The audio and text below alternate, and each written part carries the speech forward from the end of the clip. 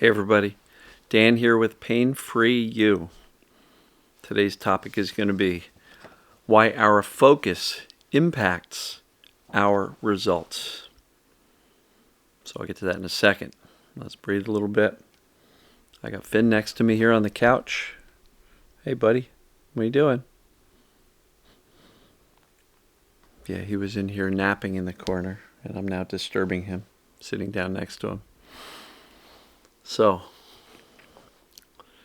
why our symptoms impact our results. Super important topic, right? Focus, meaning what captures our attention? What are we what are we focusing on? You know?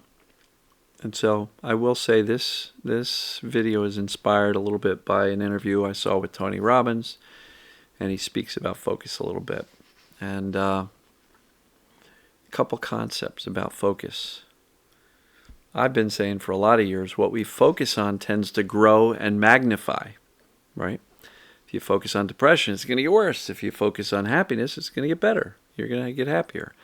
If you focus on all the things you're capable of, you're going to become more capable. If you're focusing on all the reasons why you can't do anything, that's going to grow and magnify, right? And so one of the things that's also important is what I focus on is what I will feel. So if I'm focused on the pain all day, on the symptoms all day, guess what I'm going to feel? The symptoms, because I'm focusing on them, right? What I focus on, I will feel. If I am focusing on depression, I will feel depression. If I focus on anxiety, I will feel anxiety. If I focus on gratitude and joy, I will feel more gratitude and joy. What we focus on grows and magnifies, and what we focus on is what we feel, right? These are some really key main points. And I know it seems like common sense, but we just don't think about it, because habitual thinking, fearful thinking, has us focusing on a lot of the negatives, and then we feel those negatives. So, another thing that I thought was really important that Tony Robbins pointed out, and look, some people love Tony Robbins, some people don't like him, some people are like, who's Tony Robbins? He's just one of the top transformational trainers, coaches in the world. Big guy, physically and as far as impact. So whether you like him or not, he has some good points here.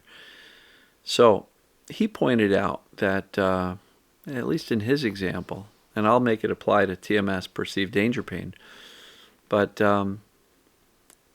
from a mental health perspective, where we focus on these three key areas helps determine whether or not we're going to stay in our mental health challenges. So, are you focusing on what you have or what you're missing? That's a big determining factor. And I'm going to keep going through them and then I'll revisit. Are you focusing on the things you can control or things you cannot control? And I know I've spoken about control a lot. I just did a video within the past week or two that said, focusing on things you cannot control makes you feel more out of control, right? So control is a big deal. So what are you focusing on? Things you can control or things you can't, right? And third, what are you focusing on? Your past, your present, or your future, right? And if you are always focused on what's missing, what you cannot control, and on your past, you're likely to have more anxiety and depression and fear and, what people are labeling mental health challenges. But is it a mental health challenge or is it a focus problem? Are you focusing on the wrong stuff? And I would venture to say that the people who focus on what they have and focus on things they can control and focus on the present and enjoy the present and look to build a future, those people generally don't have the same mental health challenges or diagnoses as the people who focus on what's missing, what they can't control, and focus on the past all the time. Right? So where is your focus? Where is your focus? Are you focusing on things that you want, and therefore that will grow and magnify? Are you focusing on gratitude, happiness, joy, connection with other people? Or are you focusing on what's missing? I'm missing connection with other people. I'm alone. I don't have friends. I don't have a relationship with my spouse that I would love to have. Are you focusing on what's missing?